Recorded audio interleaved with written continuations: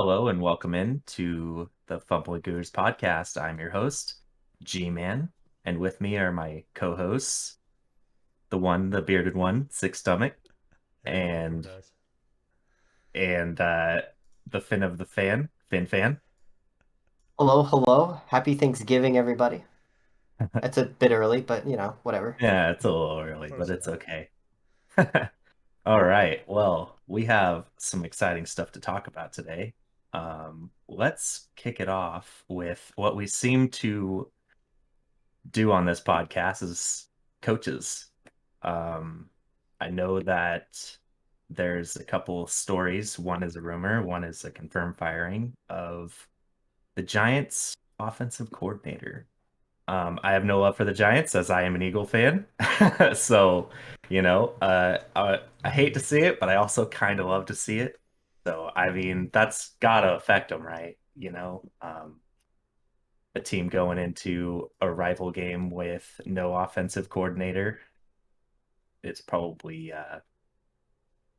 not good for them. So, what did you guys hear about that? I'm gonna start with you, Finn.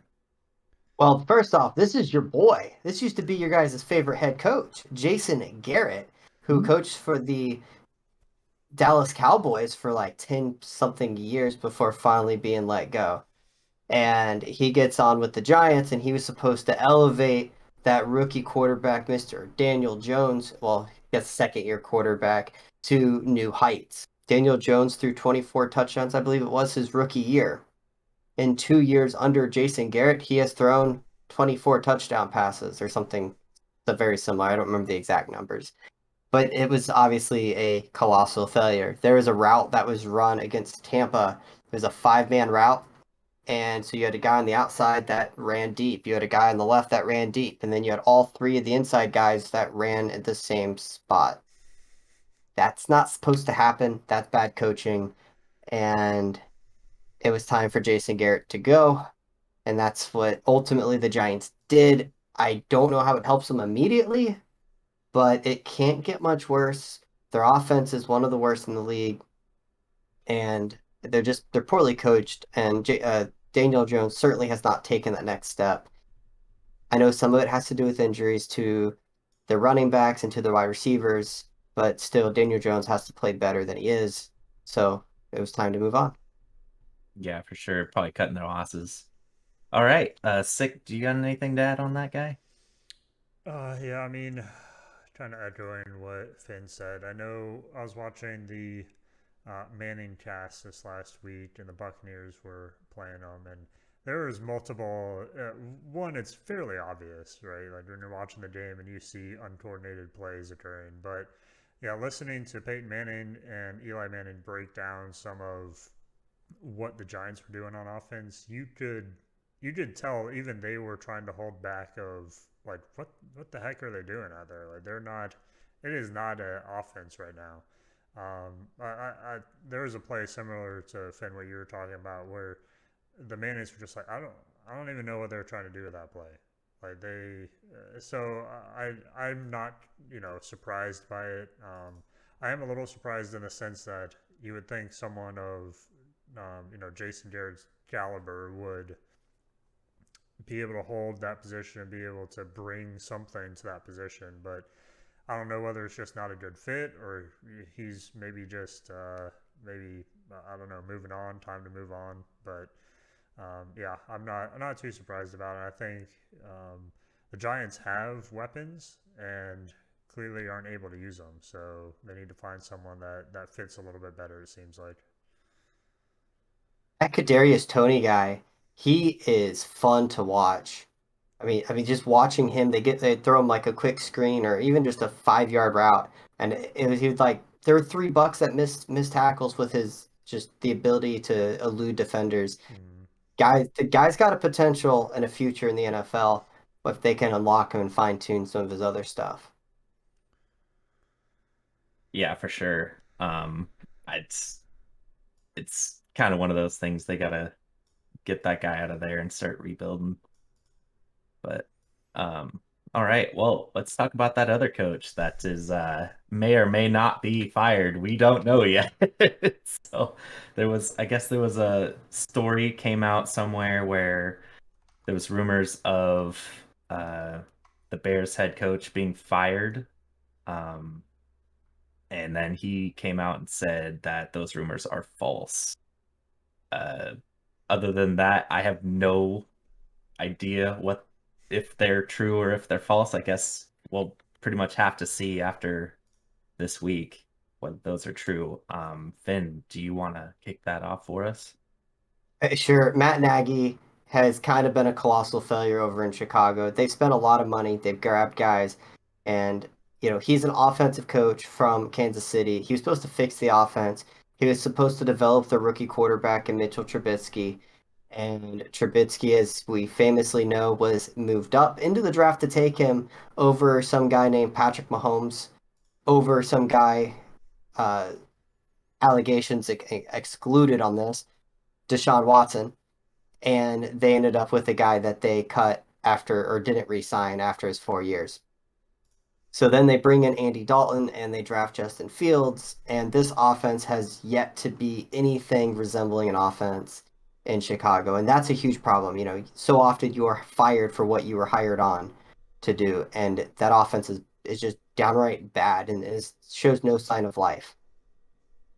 Now, what you were referring to about the coach being fired, then a report surfaced, and then all of a sudden he was like, yeah, no, I'm focused on the game. I'm not coaching Thursday and then job status, I'm fired Friday. The Bears have never fired a head coach mid-season before. They've always waited till after the season. I believe their owner came out, or GM came out and said that the rumors are false, that it's not true. So as of right now, it does appear that he is safe for now, but his seat is definitely warming if it's not blazing hot. I don't know how he makes it past this season, but we'll see. You never want to see someone lose a job. True. I mean, it's going to be one of those things that if the Lions beat the Bears, I don't know, the worst team in the NFL beating your team, it's kind of not it's not a good sign. So, sick. Do you got anything to add on that? Yeah, I think what you mentioned there at the end, this game could be, the straw that breaks the camel's back if he loses this game. I agree with Finn. I think there is some heat. There are definitely some heat there. Right? They're 3-7 this season. If they lose, if they give the Lions their only win, that's not going to make things any better for him. Um, but man, I was looking up. This is his fourth season, I believe, with the Bears. His first three seasons, two of those they went to the playoffs, and he's 31-27 overall. So I think to me, maybe this is a little bit of, hey, we had a lot of success. We're trailing off now. What's going on? Is it the head coach? Is it the players? What do we need to change to get back to, how we were essentially performing before now? So I think to me, that's maybe a little bit of it too, is the Bears maybe just looking for a change, maybe looking to see, why things are trailing off this year compared to other years. So, yeah, I mean, clearly this year has not been great for them. So, when you're a GM, when you're an owner, you start looking at, well, how do we shake things up? How do we get wins? And that maybe he's just, not necessarily anything for him that he's done, but just things he hasn't done this season, hasn't gotten the wins, hasn't, led the team like he's supposed to. So, um, yeah, I mean, I think this game though is going to be a little bit telling how they perform this tomorrow. Yeah, I could say the same. I think that this is really gonna be the big factor when it comes to what they're gonna let that guy go. What I don't think that they're gonna let him go mid-season because that's not their MO. So Mm-hmm. they're probably gonna hold on to him till after. But I think that if they start that losing streak, that they're probably gonna let that guy go. But all I right, think so going back to six, saying about the playoff wins, I think so much of it is that they thought that they were a team that was Super Bowl caliber. Mm-hmm. And the big thing that was holding them back every year isn't their defense, because their defense is good. But he wasn't there to fix the defense. He was there to fix the offense. and the offense ranks. I mean, if I'm not mistaken, they're 31st in total offense right now, 29th in scoring. That's just not good enough. And I know that's this year, but even in the years past, their offense has been their big thing holding them back. And I think when you get to that point, you start going, okay, the defense is fine. Why isn't the offense producing? You're the offensive guy. Fix the offense. And that's where I think the troubles occur. I think when you're a defensive coach and the offense struggles, you kind of get a pass. But when you're an offensive coach and your offense struggles, they start looking at you going, that's what your bread and butter is. Fix it. Mm, very Yeah, true. true. Yeah. All right. So moving on from coaches to players, there's been rumblings that, well, not rumblings. It's now confirmed that Arizona signed a new quarterback. With Kyler Murray out, what does this mean for Arizona? Let's start with you, Sick. Yeah, it's not good when they're having to bring in additional practice squad quarterbacks. So I think for myself at least, I think Kyler Murray's been like a game time decision the last couple weeks, and now they're bringing another quarterback. So it's just shaking things up a little bit. Man, I mean Arizona's still winning. I mean they were playing Seattle last week, so I don't didn't seem like it took too much to beat Seattle. But um, man, I wanted them to keep winning. It's been a team that I've kind of been rooting for on the side. I know initially they went undefeated for the first like 7 games of the season, so um, I'd like to see them keep doing well. Hopefully, this isn't any indication of any type of long term issues for the quarterback or anything that's gonna dig into the flow they have going with the team. Um, but yeah, I mean, I don't know. Concerning, I guess, is a word. And we'll just see kind of what their plans are and why they were bringing in that additional resource. Yeah, for sure. You know, I still believe Kyler Murray is their guy. I would like to believe this is just noise and they're just bringing somebody on just to have him as a just in case. Mm, But Finn, what do you think about that? It's odd. It's odd. Every week it seems like it starts off Murray's back, Murray's healthy, Murray's good to go. He'll be there, no problems. That's Monday. Tuesday rolls around. He didn't have, Wednesday. Oh, well, he's kind of questionable. We'll see what happens. Thursday, Friday. Oh, it's doubtful, but still a game time decision. Saturday rolls around and he's out. And it's been this way now for 3 weeks. And then all of a sudden they add somebody. It's hard not to go, why? Is that hamstring or ankle injury really more serious than you've let on this past 3 weeks? And Nick Sorley, he played for the Ravens. He was kind of a fun guy to root for. I know that he was kind of a fan favorite behind Lamar Jackson. But ultimately, I don't think this is really anything to look into, other than maybe you start to question is Murray more beat up, or is it just simply they want to elevate somebody else to be the backup just in case? mm, Is it McCoy? No, whoever they're starting, I've drawn a blank who the quarterback is for the Cardinals. Maybe he's nicked up. Maybe he's beat up a little bit, and so they just wanted to add depth just in case Murray can't go. I think the bigger thing is Hopkins. I think when DeAndre Hopkins is in, that offense changes no matter who the quarterback is. I mean, he is such an elite receiver. The things he can do, I mean, he's covered, he's really open. He's open, he's definitely open. I mean, the guy is a special talent, and I think they have missed him more than anything. But have they really missed either one? I mean, they keep winning. mm. And someone wise once said, it's hard to win in the NFL, so a win is a win is a win, and they keep doing it. Wise might be a strong word there. I don't Who said that? Someone who got lucky twice, I don't know. Oh, know. sure. Yeah, you brought up so McCoy is the quarterback. I did look it up. You were correct. Nailed it. from from my perspective too, they have a bye week this week. Hmm. So that throws another thing at me. Like you're bringing in a quarterback to train and be a part of the bye week. There's longer term expectations here. There's a reason you're not just bringing them in to fill something. You could have waited another week to do something like that for a backup quarterback or whatever.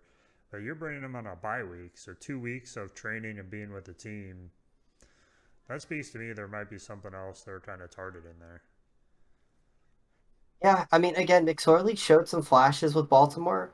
Maybe they, maybe they had their 53rd man on the roster, struggled, and they said, you know what, let's pick McSorley up Yep. and stash him and build him. I don't know. It's odd. The whole move seemed odd, and I looked into a couple different articles trying to figure out why.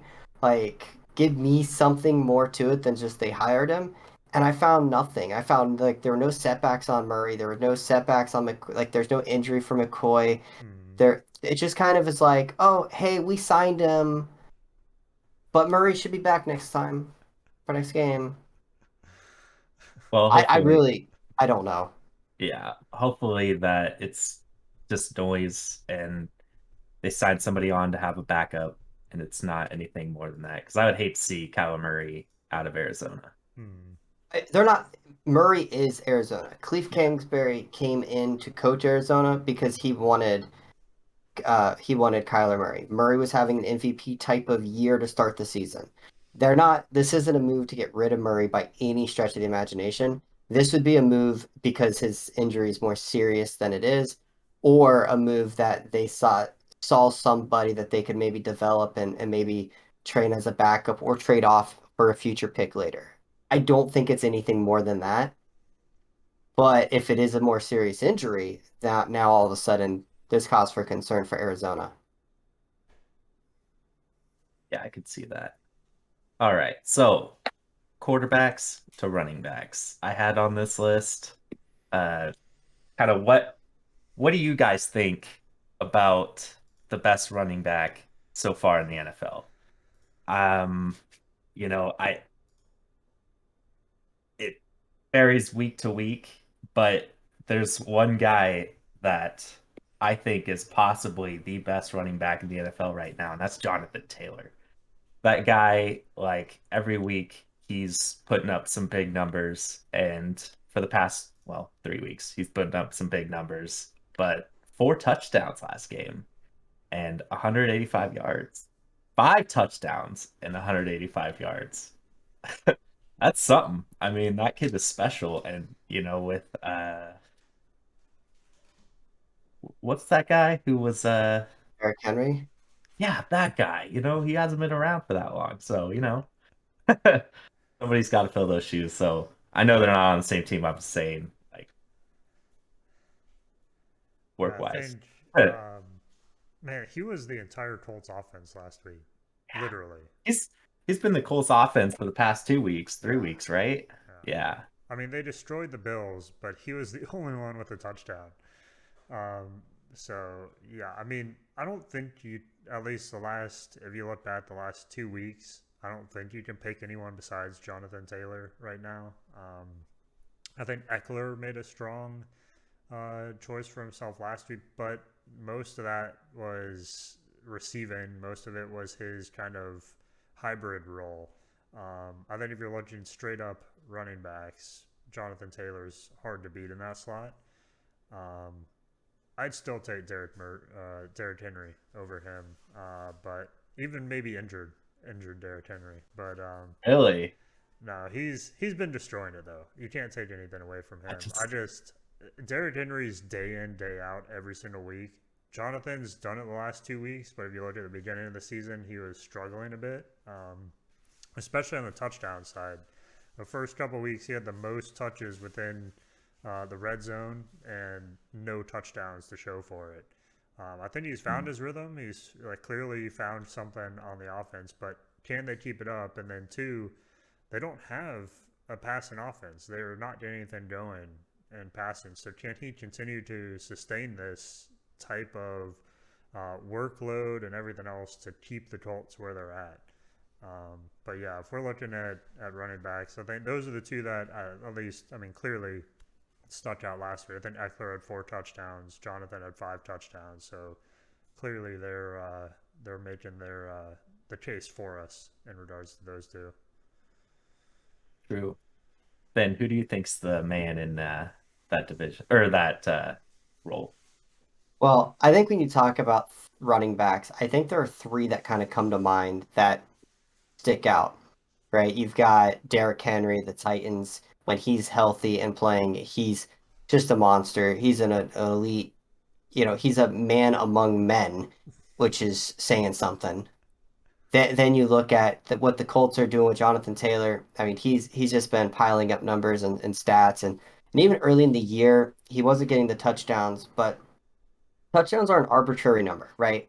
Like, yeah, it's cool that they score touchdowns, and we look at touchdowns as such a vital piece of information when we talk about players. But in reality, they're kind of random. They don't necessarily carry season to season or year to year. A guy can have 12 touchdowns one year, 20 the next year, 7 the next year. It varies so much based on offense and attempts, how the offensive line does, et cetera, et cetera. There's all different variables.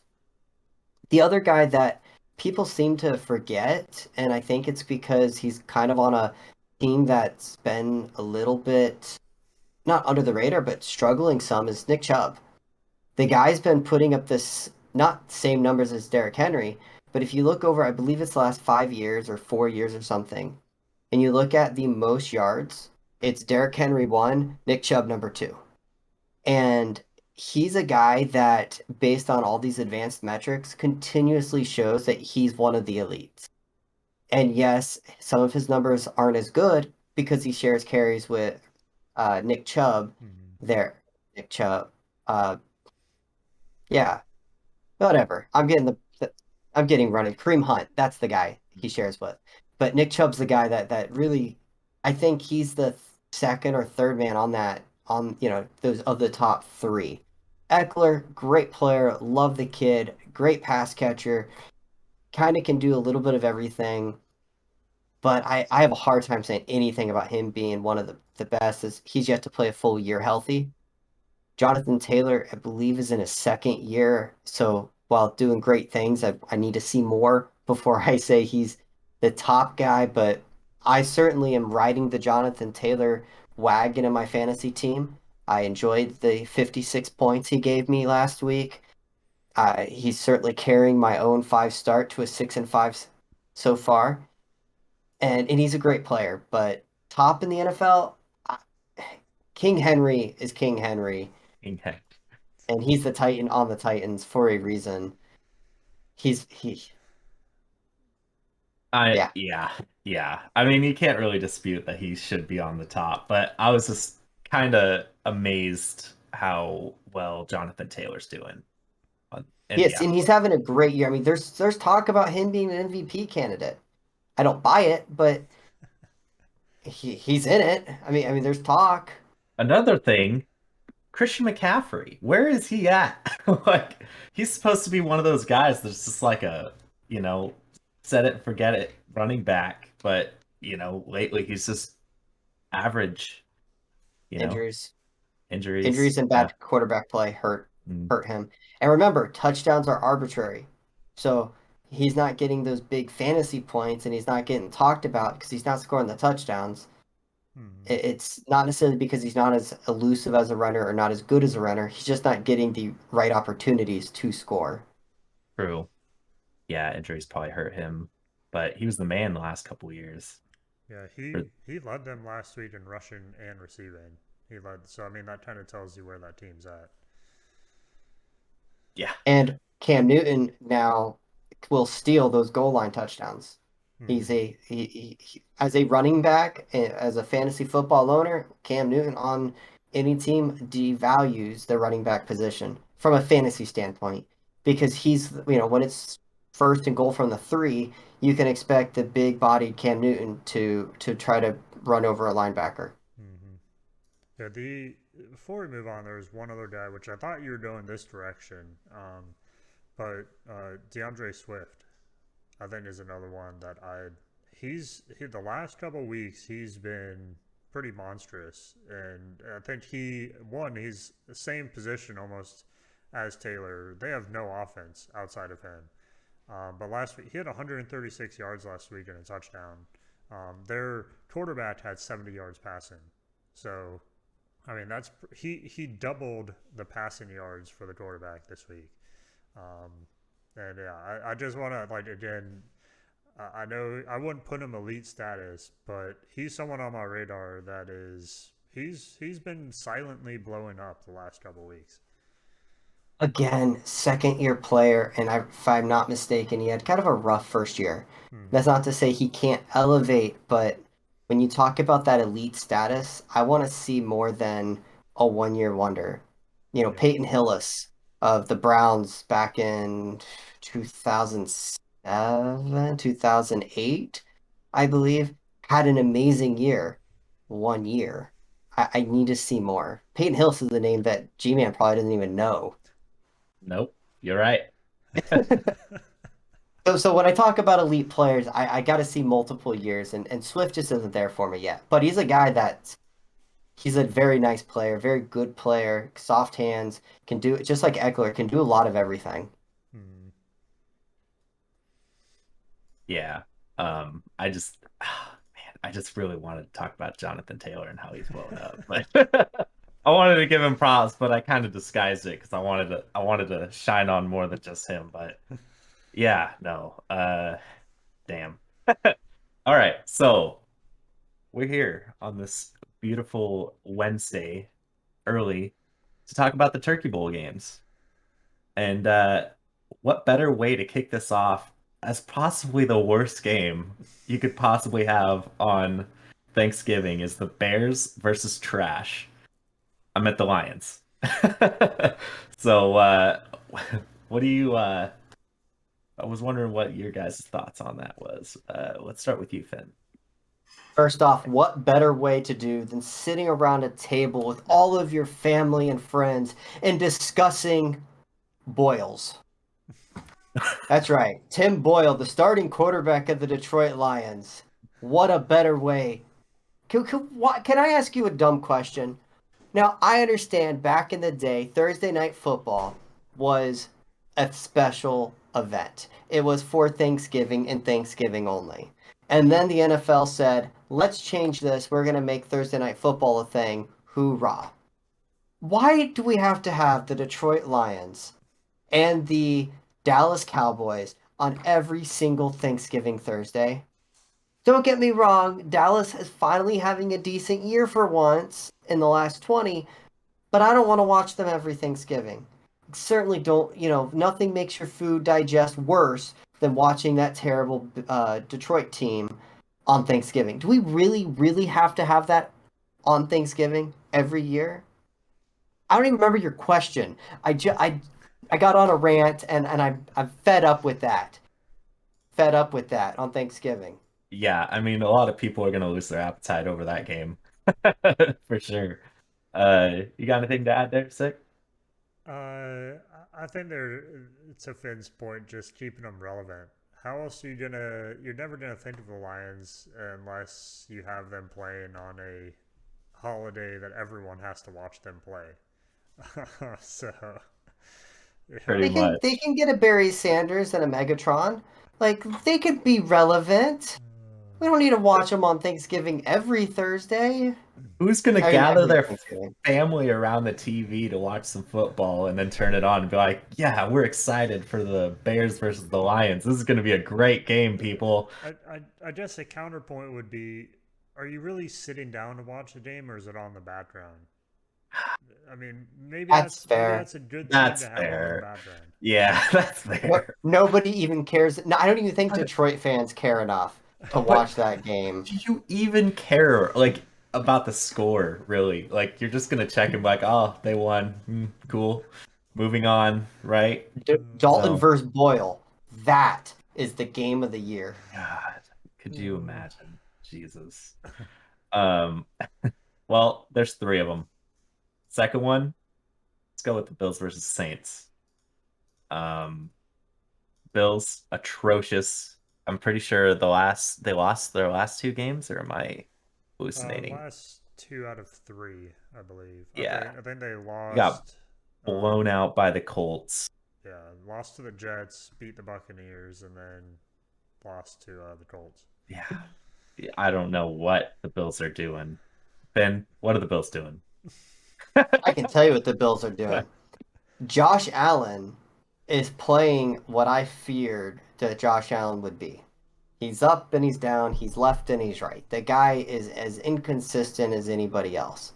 The Bills' defense has been pretty good, and the running game is absolutely non existent. Zach Moss and Devin Singletary are MIA, and I'm not talking about the Dolphins who managed to lose to them twice.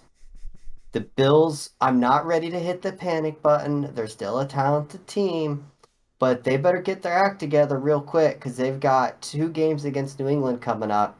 And this game against New Orleans shouldn't be an issue, but I don't know about you, but I don't want to go to New Orleans on a holiday and play in that stadium. Even without Drew Brees, who's retired, and even though Jameis Winston's hurt and they're starting a guy named Trevor Simeon, I still don't. I would be, as a Bills fan, I would be holding my breath against this team. I'm not. I would very unsure about them just walking. They should be a walk in the park. They should just go through there and stomp them, but we'll see. Their spreads, like usually, are really high because they were dominant coming out the gate, but lately it's just been letdown after letdown. I But believe they're still like number one or number two ranked team by DVOA, which is an advanced metric that's basically a who you play, how your offense, how your defense, how your special teams, like all that stuff combined. They're still like the top rated or second rated team in DVOA, which again, advanced metric. I don't fully understand how it's done, but it's interesting that they're still a good team. They're still going to be a good team. But yeah, there's some question marks, especially that run game. yeah, definitely. Sick. You got anything on the Bills versus the Saints? No, I did see today tomorrow is ruled out. Um, Oof. so, I mean, yeah, they should go in there and have based on their talent, it should be an easy win. But we've seen where that's not the case. So yeah, I don't know what to think of them right now because I was high on them coming into the season. They have Diggs and other talent that, I was concerned at running back because I'm personally not a fan of Zach Moss. And, um, I think Singletary's proven to be unreliable over the last couple seasons. So I felt like if they bolster the running back position, I mean, they bolstered everything else, right? I think they were talking earlier in the season their defensive line, they rotate out everyone. So they have kind of backups on backups, but they're not going out to get an elite running back. Um, so I think that's what's hurting them because Josh Allen, everyone knows they can cover the pass against Buffalo, and Josh Allen I don't think is veteran enough to be able to compensate for that. Um, so I think that's at least kind of what I was seeing is they've kind of figured out the Bills. Everyone's kind of figured them out, and they need to evolve and change how they're approaching games, or they're going to keep having people that give them trouble. So yeah, I mean it should be the Bills this week, but especially without Camara. But you never know with the Bills. Yeah, I don't know. yeah. I don't know. I mean, I'm not holding my breath for the Bills. So, Yeah, yeah. but all right. So that's two out of the three. Not my favorite team, but the Cowboys versus the Raiders. That's the other one. I'm just putting that out there because I know that there's going to be jokes. The Cowboys are playing, so I'm going to be front and center for them, which is not the case. But I don't know. It should be an easy win for the Cowboys, in my opinion. I mean, they lost to the Bengals. The Raiders lost to the Bengals, got blown out by them. And the week prior to that, they got blown out by the Chiefs. So the Cowboys are going to come in. They're probably just going to sweep it up. The Raiders, they're just, I don't know. Maybe it's because I'm not a Raiders fan, but I don't know. I got to have a second opinion. What do you got? What do you think, Finn? Well, the Raiders and the Dallas Cowboys have struggled mightily over the last month. Both teams have. I was holding up a stat for you when you asked me this. So, since the start of November, the two teams have combined to go 1-5. and the Raiders are winless.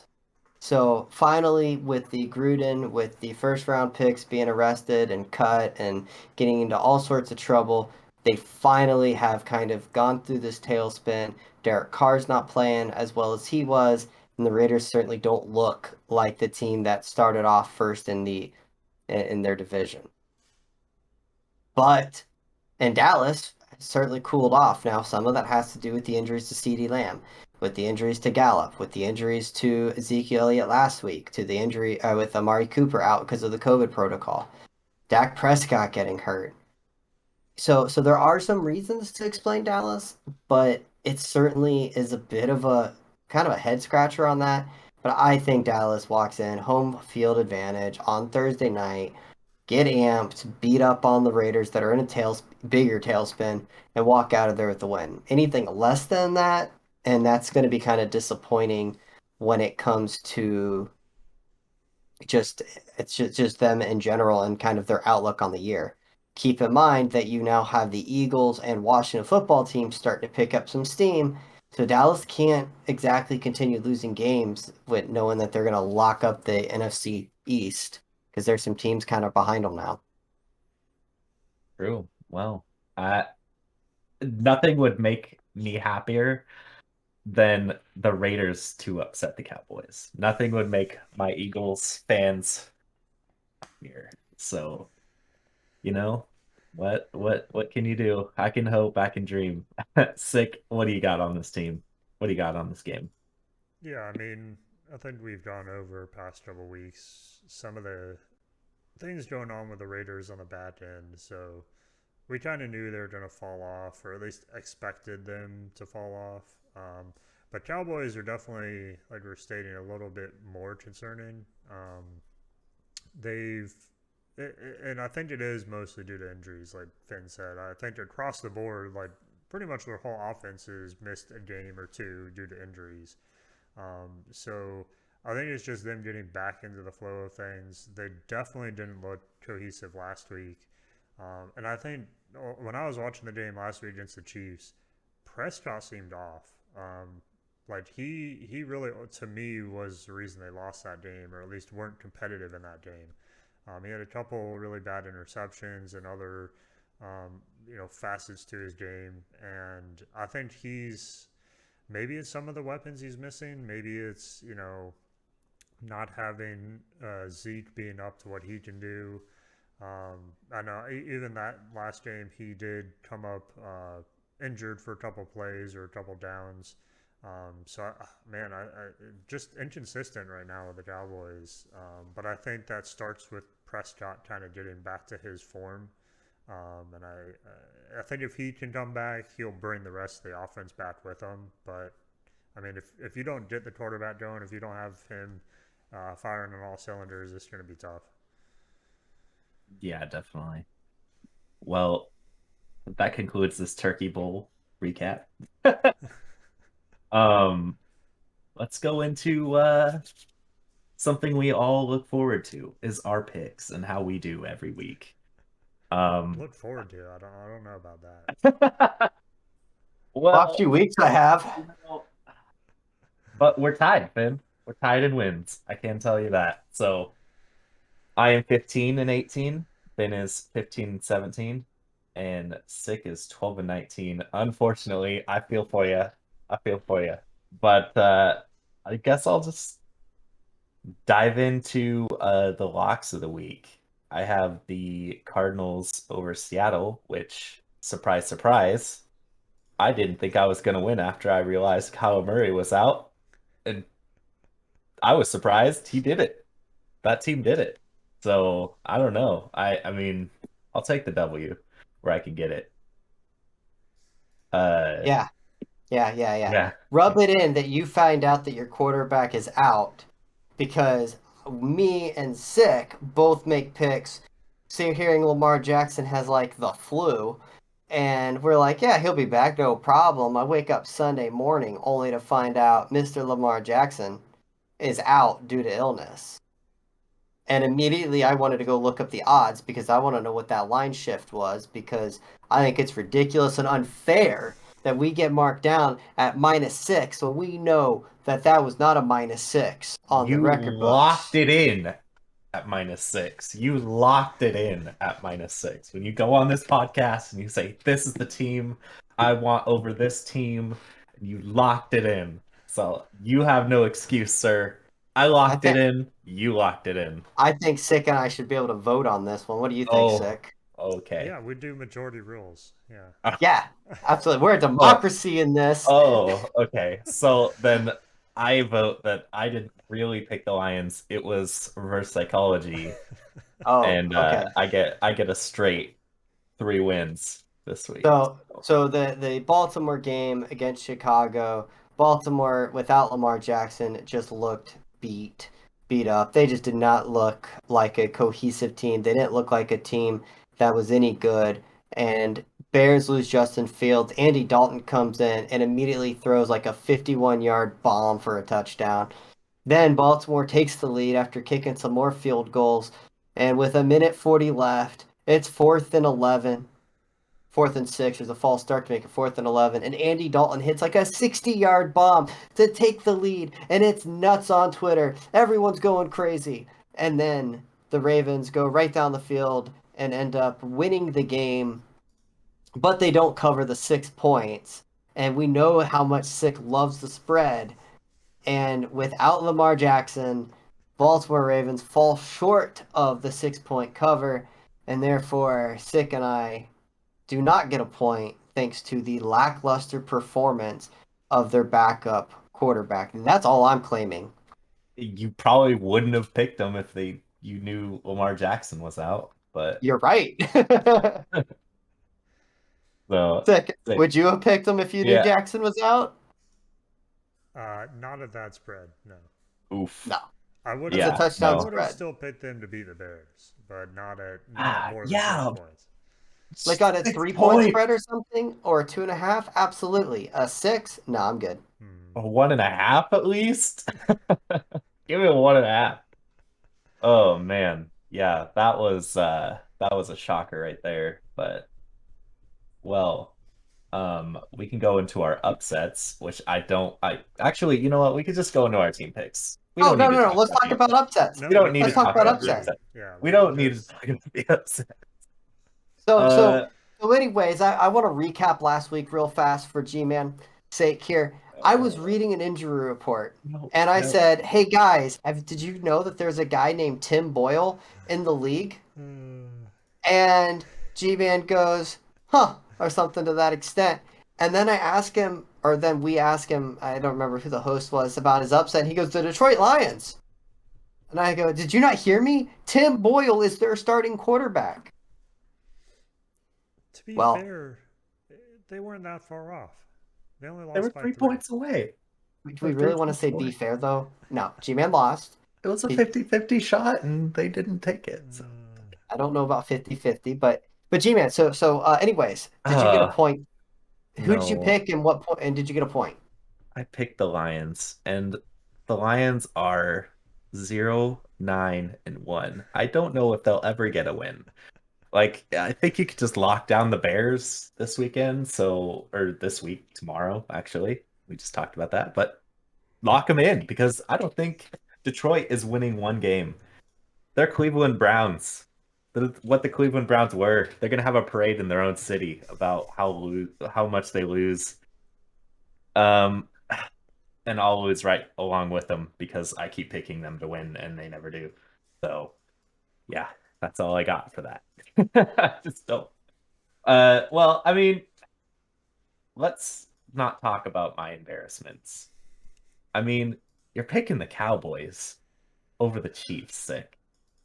What went on there? It was a game I wanted. I wanted to see that occur. I need to Yeah, You even stop. said that. Huh? I said you even said that last week Yeah. that this was a game of from the heart. Yeah. Exactly. hard. I need to just pick. I need to go straight analytical and just pick who's gonna be who's gonna beat these spreads and not pick what I want to see happen or what I'm predicting potentially to see happen. But yeah, I thought the Cowboys would come back with a little more fire. Again, I think it was just Dak last week. But yeah, I don't, not much to say. It wasn't a great game in my opinion. I was expecting more out of that game in general. Even the Chiefs weren't necessarily fireworks going off. But yeah, I don't know. I don't know. Yeah, I'm pretty sure we had a podcast where we said the Chiefs are back, baby. And guess what? I wouldn't You call picked that against back. them, so okay. Look, listen, a 19 win is points. hard to get in the NFL. A wise man once said. That is true. You know, I also would like to point out for those who don't know Sick on a personal level like I do, Sick is very much analytical. He's very much emotion out of decision making. So when he Mm. goes, I'm making a choice with my heart, it's a like, whoa, what? Did I miss something? And to see that come back and bite him is a little bit funny. But I You understood his reasoning. I just didn't work this you have week. to practice a little bit, right? Like I'm practicing making decisions without my normal tool set, and it just takes some time. Well, Moving on to so team picks. so Yeah, we now No, could skip that too. We don't have to do yeah, we that. could skip. Yeah, we so could skip now all now of we it. get to go about the Ah, pick where G-Man laughed at me. I did He laugh. blasted me. And what happened? Washington football team gets another dub. They went to Carolina Right. and they said, "Bye bye, Newton. We're back, not you." And they get the W. I get the point. Suck it, G-Man. It's Washington.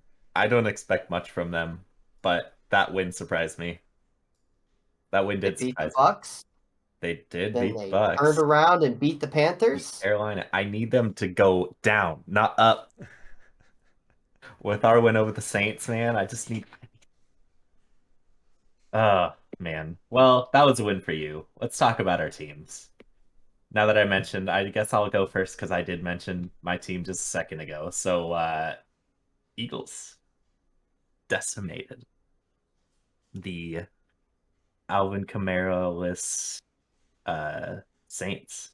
So, I think that we did play really good. It was one of the Eagles' best games, in my opinion. Jalen Hurts, 3 touchdowns, looked good, looked accurate. But yeah, we scrubbed out that win. So did you guys see that game? Or are you guys interested in that game at all? I was at 1 o'clock and I was a little busy watching the best game on TV at that point. I admittedly only watched half of it because I was on my way back from my dive trip, so I only watched half of it. But what I did see, we looked really good. Sick, did you see that game at all? No, I did not catch that. All right. Okay. Yeah, I know it's an Eagles game. Well, I always gotta laugh because every single time we do this, Sick, you seem to get your picks in, and it just doesn't work in your favor. I don't know what. I don't know if the Bucks just like listen to this podcast and it's like, we got a fan over here. Let's just switch it up on him. Yeah, I What don't. what what's going on, man? I'm telling you, every week it's the stupid spread that I would have had 2 points this week had it not been for having to account for that. Um, so I was 2 points stolen this week alone. That's like every week for me. So I don't even know anymore. I said I was gonna stop flip flopping of my choice with the Bucks, but then this week they're like +3 or something against the Colts. I don't know. I don't know, man.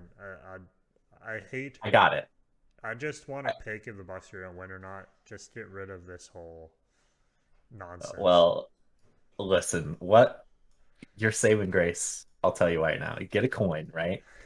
Put it in your hand and flip it, because that's basically what it is. It's I have to like, have are they something going to right. cover? Are they not going to cover? Just flip it, and then whatever it is, that's live on the It's it's podcast. it's Just absolutely crazy. I'm looking at it right now. His very first week of choosing, he picks Tampa Bay to cover against Atlanta and he gets a point. Since that week, since that week, he Not one. has yet to pick the Bucks game correctly. I I feel so bad. I feel so bad. Oh, the spread is not your friend, sick. But all right, we can move on again. Just Well, kidding. hold on. I think we need to ask some questions here. Sick, obviously, big game against the Giants, Monday Night Football. What did you see out of that Bucks team? They've been struggling of late. They came out, they won big.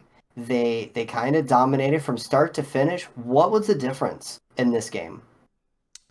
I think for me, first game back for Gronk. Um, I think he was a big. He's having like even that first game back, he was dominant and kind of he likes to go up and over the middle. Having that access and having him in the red zone, I think him and Brady um, feed off of each other really well. I mean, clearly they've been teammates for a long time. So I think that's the first thing that I noticed is having him in the offense opened up a lot more. We have a lot of, Mike Evans, Chris Godwin. We have a lot of speed and a lot of over the top, and he provides that underneath. And I think having him back was probably the biggest thing for me that I noticed. But the defense was stepping up too. The defense had multiple takeaways. A lot of it was probably mistakes more so on the Giants' offense than it was great plays for the defense. But a takeaway is a takeaway. So, um, we'll take it. And I think that they're kind of hitting their stride maybe a little bit as well. But it'll be interesting this week because I know we're versing the Colts. And I think um, seeing how well a run defense can keep them in check. That'll be the test for me if we can keep Taylor in check this week. That's gonna be hard to do. That's gonna be hard to do. Well, Miami Dolphins versus the Joe Flacco led Jets. What do you got? I believe I said on the podcast that the Dolphins better win. This wasn't just me picking them to cover, that they better cover. And that first drive, Tua leads. Tua is so good on that opening drive, and he's so good in the fourth quarter.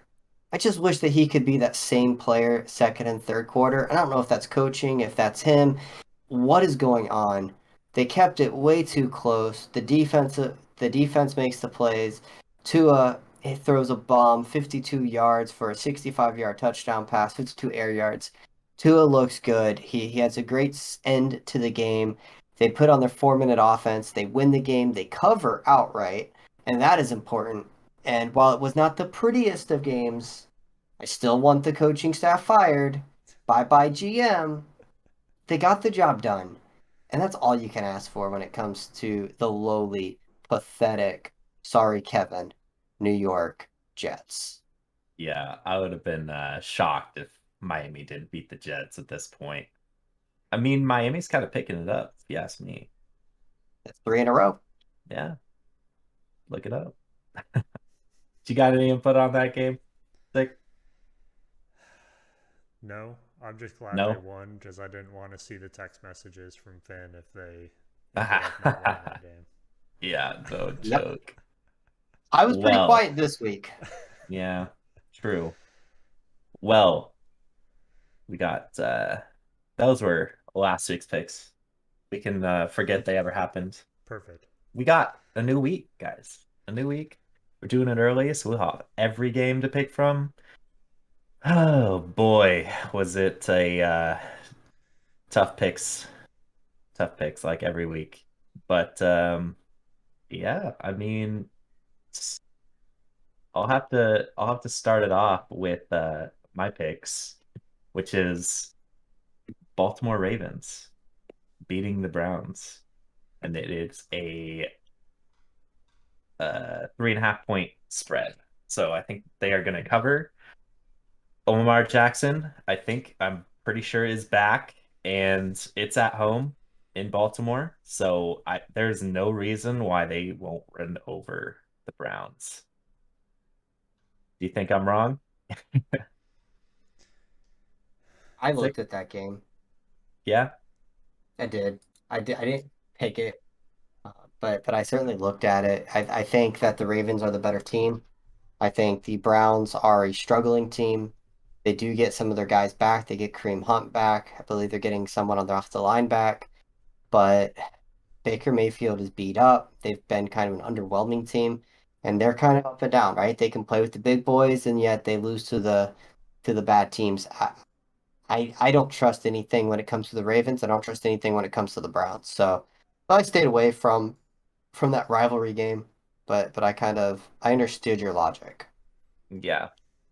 What did you have, Ben, for your lock of the week? My lock of the week was very simple, and that is this week sucks.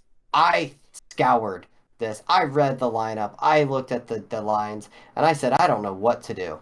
So I settled on a team that should win in prime time, who should have no problems beating a team that's in a downward spiral. And I am picking the Dallas Cowboys Oh, to get back gross. on track and to beat the Raiders by 7.5 points, which is what the line is right now. So that is my pick. Dallas over the Raiders minus 7.5. Wow. Well, I hope you're wrong for my sake and the Eagles' sake. What do you got, Sick? What's your lock of the week? Tell us. We need your wisdom. I'm shooting for a comeback this week. 3-0. I'm calling it I right feel now. it. I feel Yeah, it. I did my research this week. I looked into it. I used numbers. So here we go, right? I'm picking Washington football team over Seattle. No. They're at home. No. It's only a 1 point spread. All they got to do is win. That's it. So as long as Washington wins, I don't have to worry about the stupid spread and we can just get it and go home. So here's my logic, right? They're coming off of wins against Tampa Bay, against Carolina. Those were good wins. They were solid wins from the team.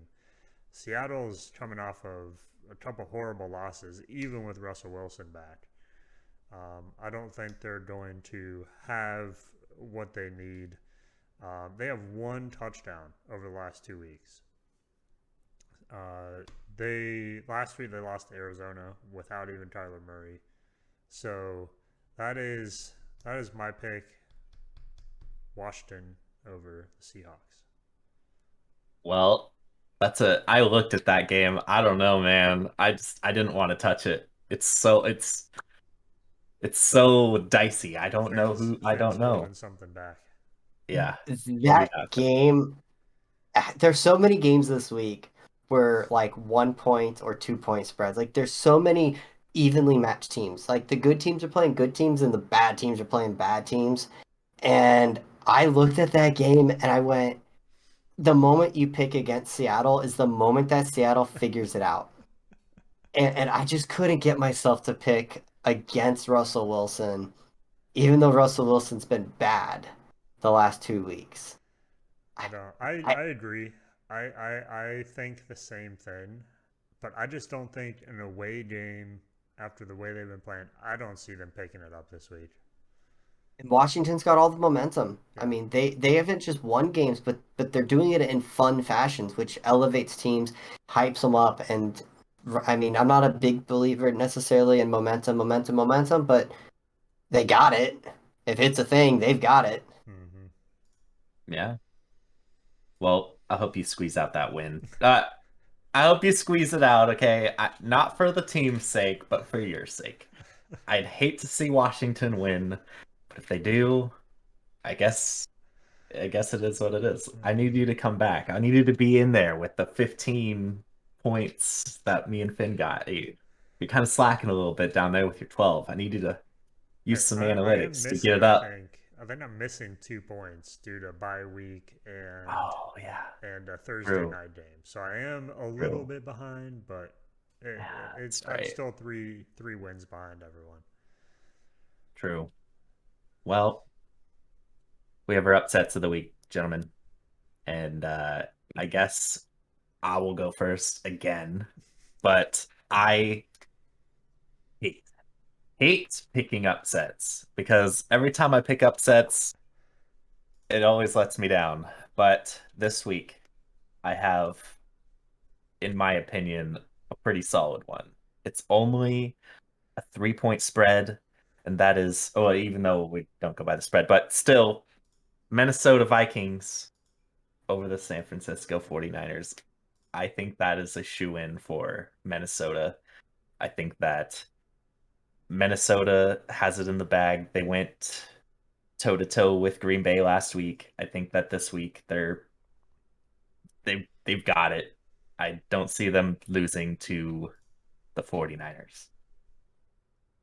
I concur. I I Yeah. am the one of the harshest critics of the 49ers. I continuously say that they're a bad team. I continuously say so with the Vikings. I mean, I don't hold the Vikings in very high regard either. True. I again, this was a game that I looked at too, man, but I don't know. The 49ers team, they're a weird team. They're not good, but they're not as bad as they play sometimes. I mean, they beat the Rams in week 10, which Yeah. is kind of And they crazy. beat the bad Eagles. They did. Week 2, though, we're still getting our stride, so you can't say that. I mean, they beat us, but you still can't say that. All right. Well, what did you have, Sick? I want to know what Sick had I for picked his the same upset. same game. I picked the No way. Vikings Let's over the go. 49ers. Let's go. So Let's go. here's where I did some research on the Vikings because Finn keeps picking either against or for the Vikings, and so on the road they're 6-4. So that's not bad against the spread. This is against the spread. This is with the spread in mind because I keep getting screwed by the spread. So I looked up actual stats based on the Hmm. spread. So this year they're 6-4 against the spread.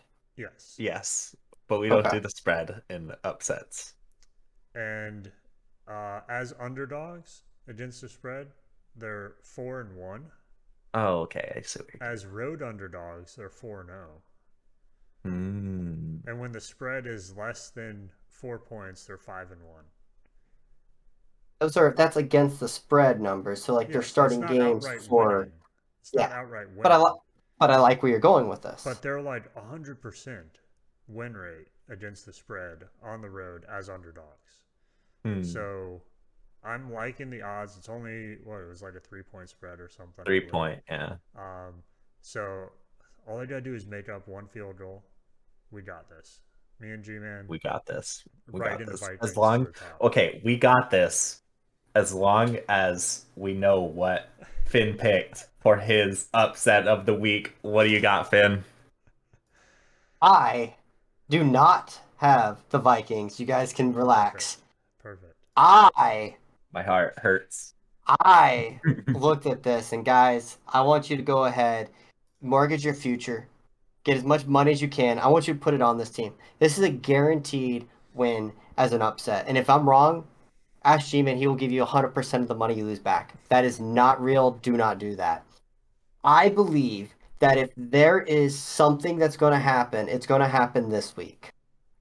I have the Detroit Lions on Thursday Night Football while everyone's eating their turkey, upsetting and beating the Bears, the Andy Dalton led team. Boyle is about to burst, and he is going to get his first win, and Detroit Lions will not be winless anymore after this week.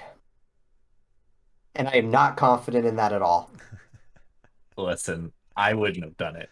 I looked at it. I wouldn't have done it. I You picked them and they were a 20-point underdog. And I'm bad for picking them when they were a 3-point listen, underdog buddy. against Andy I Dalton. forgot about Boyle, okay? I didn't know Andy they were a Dalton 20 point underdog. Andy Dalton is horrible in primetime games. Andy Dalton is not good. Andy Dalton is terrible, especially in primetime games. This is set up for Detroit's defense to feast.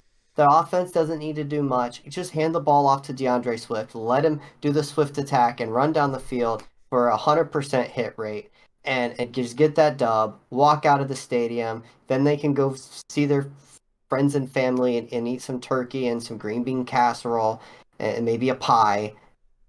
and just be happy. All right. No. I'm not picking this game after what happened last time. We all picked Mm-mm, this game. Yeah, I'm not mm-mm, touching it. no. I I I looked at it. I'm like, but it's the Lions. I'm not doing it.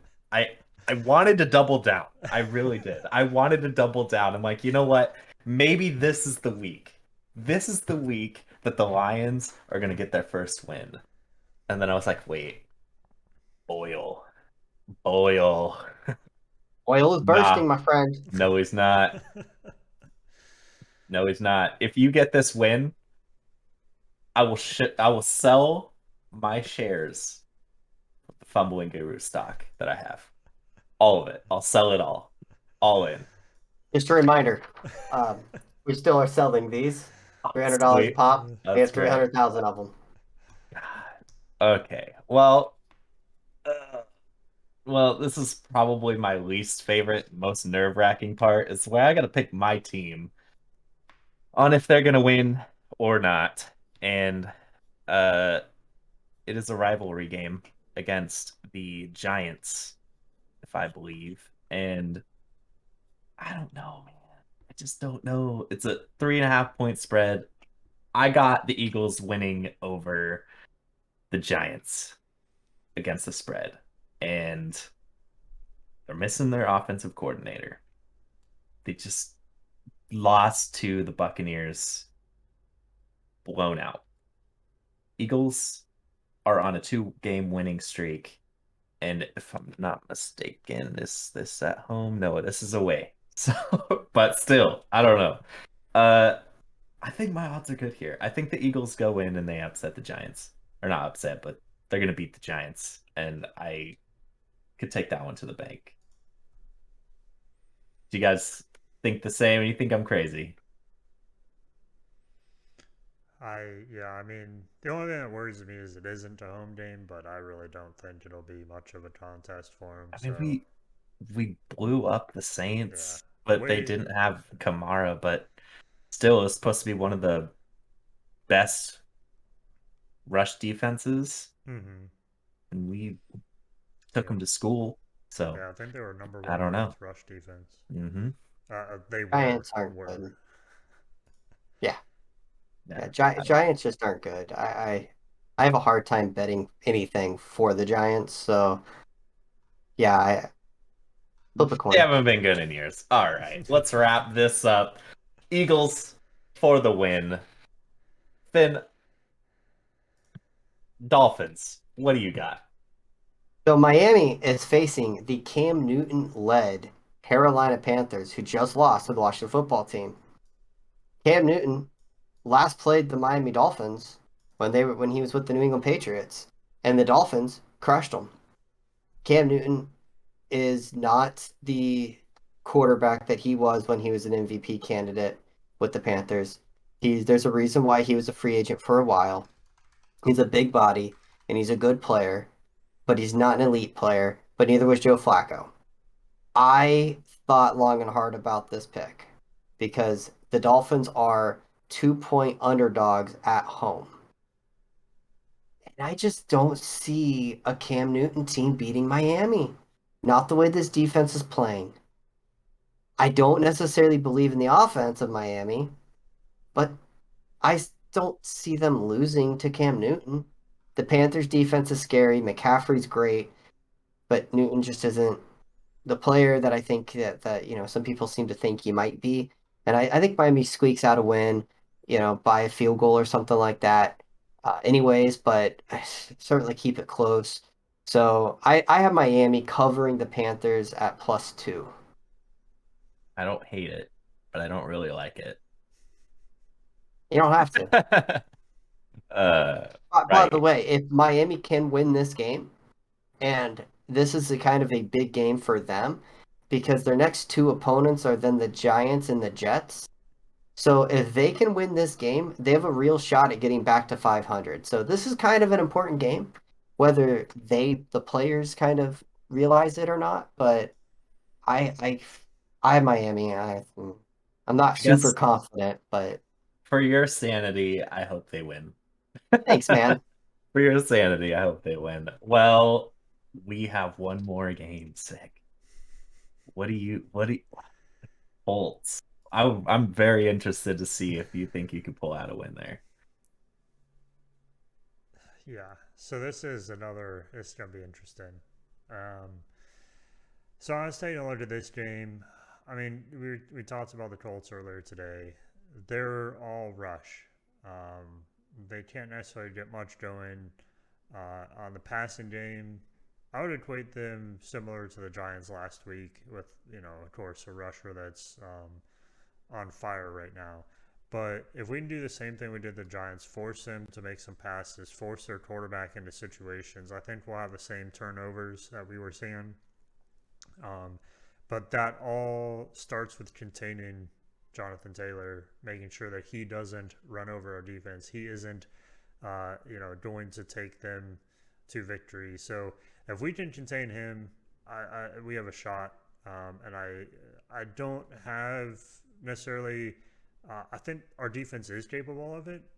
What I'm not sure of is what Jonathan Taylor is capable of. So that's kind of my hesitation. But we have, one of the top running defenses. Not necessarily the same on pass, but I think overall, our defense is stepping up and starting to get a little bit of momentum to them. Um, so, yeah, I mean, if we can contain Taylor, I think it's no question for me.